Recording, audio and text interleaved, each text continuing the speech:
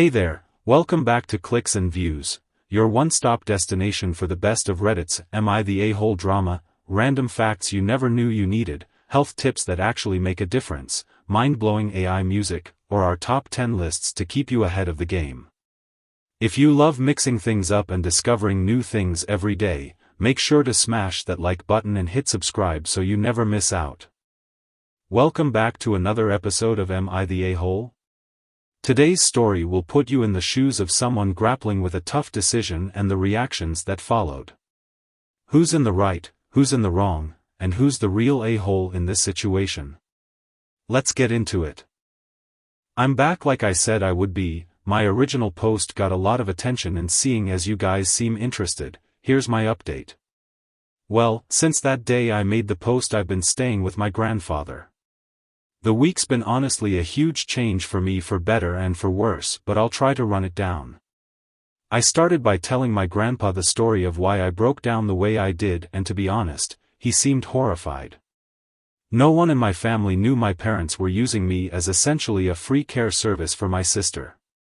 My grandpa told me some things that I don't feel comfortable repeating here, but in essence my sister is supposed to be getting care from a professional, and that my parents were ignoring that. Along with this, I was not supposed to be caring for her at all with her mental state, as apparently, she is a danger to herself and others. With everything else I told him, along with stuff like the movie Indecent, he was really mad and told me to not contact my parents without him there.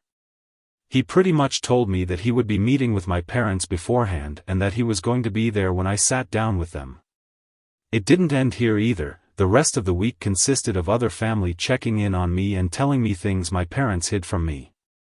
This included the fact that my parents have been taking money from family to fund a caretaker that doesn't exist.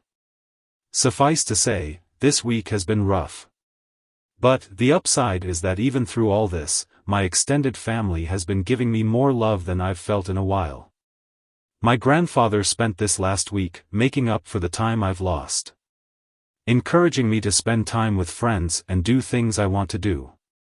My aunts and uncles have also been helping me through the week. Well, Saturday night I sat down with parents to talk. It went badly, to say the least. They came clean to me about everything. They told me things I will not repeat here. But they did not apologize.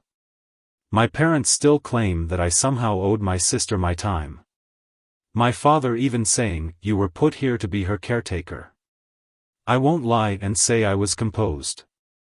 After everything I learned, I confronted them on the fact that my sister needed a caretaker, the money my dad was taking from his sister, and a few other things. They denied it or made excuses.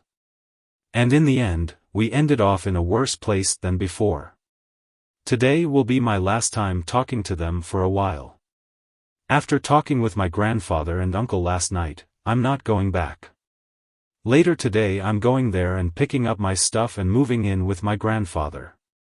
When I graduate high school, I'm planning on leaving the state to go to school. My aunt has told me that the money she was sending my dad will instead be coming to me from now on. My parents have called me twice since Saturday. Neither of them were to apologize and only ask when I was coming home. I won't be going back to them. Right now I still feel pretty uneasy about everything, but I feel like that will pass. The rest of my family is showing their support to me, and honestly, it feels great. But in the end I lost my parents. Over all of this, I've learned something that I wished I saw earlier. I don't hate my sister. In fact, I love her with all my heart. I should never have projected my hate onto her. That was wrong, and someday I hope to make up for it. But for now I need to leave. So, there's my update. Thanks again for the support my original post got. I really appreciate everyone who took the time to comment or show me support. Thanks you.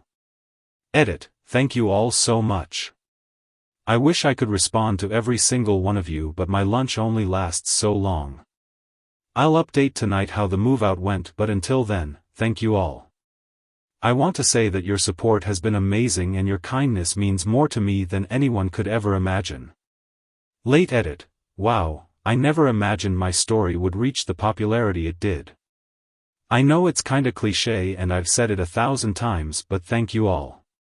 We just got back from moving my things out of my parents' house. Everything I wanted to take my grandpa and uncle helped move, and it's at my grandpa's house now. I have my birth certificate, social security card, and every other document and record I could think of. My parents were quiet the whole time I was there. Shortly after I arrived, my dad left with my sister, and my mom only hovered over us silently as we moved. It took a while, but as we left she broke down and told me she loved me and would miss me. I hugged her and said goodbye, and that was it. Even now I sit here and think if she really meant it. After this whole week of her not saying anything, she waited till the end. I hope she meant it. Right now though, I think I just need to look ahead.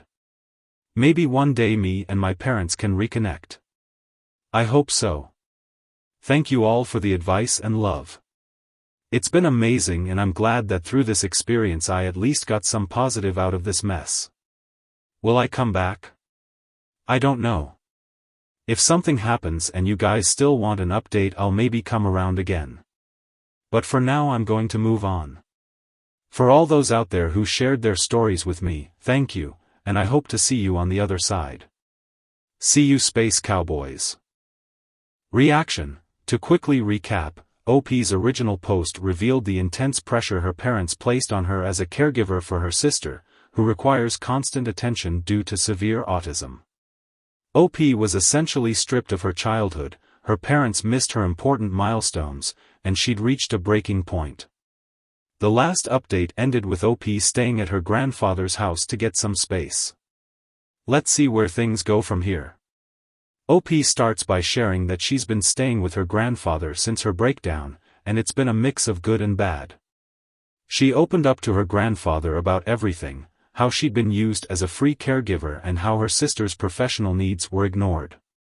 Turns out, no one in her extended family had any idea this was happening. And then we get this bombshell. Her parents had been receiving money from relatives under the pretense of hiring a caretaker for her sister. But, the caretaker didn't exist. Instead, the parents pocketed the cash and dumped the responsibility on OP. This is next-level betrayal. No wonder her grandfather was furious. He's been stepping up to shield OP, even insisting on being there when OP eventually confronted her parents. Let's dive into how that meeting went. The confrontation? It did not go well. OP's parents came clean about their actions but didn't apologize. Can you imagine? Instead, they doubled down, saying OP owed her sister her time. Her father even had the audacity to claim, "You were put here to be her caretaker."